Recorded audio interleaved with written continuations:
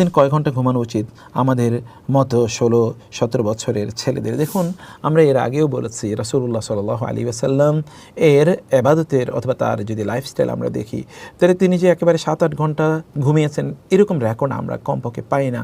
কারণ তিনি রাতের একটা বড় অংশ জুড়ে তিনি ইবাদত করতে আল্লাহ তাআলা তাকে নির্দেশ প্রদান করেছেন রাতের অর্ধেক অথবা কমপক্ষে 3 ভাগের 1 ভাগ তাকে ইবাদত করতে। কুমিল লাইলি ইল্লা কলিলান নিসফু আও ইনকুস মিনহু আও জিদ আলাইহি, এই যে আল্লাহ তাআলা তাকে বলেছেন তার জন্য ওমিনাল লাইলি ফাতাহাজ্জাদ বিহি নাফিলাতাল লাক। আর তিনি এশার সালাত যদি ধরুন আরবের এখনকার যদি আরবের প্রেক্ষাপটে আপনি দেখেন, তাহলে এটা 8টা 8:30টার দিকে যখন এশার নামাজ হয়, রাসূল সাল্লাল্লাহু আলাইহি ওয়াসাল্লাম একটু দেরিতে এশার নামাজ আদায় করতে তিনি পছন্দ করতেন। তারপরে তিনি তার স্ত্রীদের প্রত্যেকের সাথে তিনি কথাবার্তা বলতেন। এরপরে যে ঘরে তার থাকার কথা সে ঘরে তিনি যেতেন।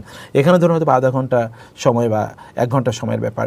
তাইলে যদি সাধারণত তিনি ধরি এটা 9টা অথবা 9:30 বা যদি এরকম একটা সময় বলি, তারপরে যদি ধরুন আপনি 3টা পর্যন্ত ঘুমান, তাহলে আপনি এখানে 4 ঘন্টা বা 5 ঘন্টার সময় আপনি পাবেন না, এর চেয়ে বেশি আপনি পাবেন না। দিনের বেলা তিনি একটু কাইলুলা করতেন।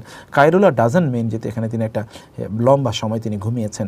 তো ফলে তিনি দুটো সময় বিশ্রাম নিতেন। একটা সময় হচ্ছে তিনি রাতে এবং আর্লি, আর দিনে তিনি একটু দুপুরের পর তিনি একটু কাইলুলা করতেন।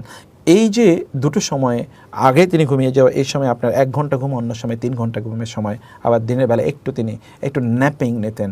এর মাধ্যমে তিনি আসলে খুবই উদ্যমী থাকতেন। আপনি যদি এটা কাজ করতে পারেন, আপনি যদি রাতের তাহাজ্জুদের নামাজ আদায় করতে পারেন, তাহলে আপনি কিন্তু সারাদিন আপনি নাশীত থাকবেন, অর্থাৎ আপনি খুবই উদ্যমী থাকবেন। এইভাবে আমরা কমপক্ষে আপনি ধরুন 4-5 ঘন্টা সর্বোচ্চ হলে, যদি if you need then don't increase it or don't make it over than 6 hours a day. আপনি 6 ঘন্টার বেশি এটা করবেন না, কারণ আমাদের জীবন খুবই সংক্ষিপ্ত, আমাদেরকে অনেক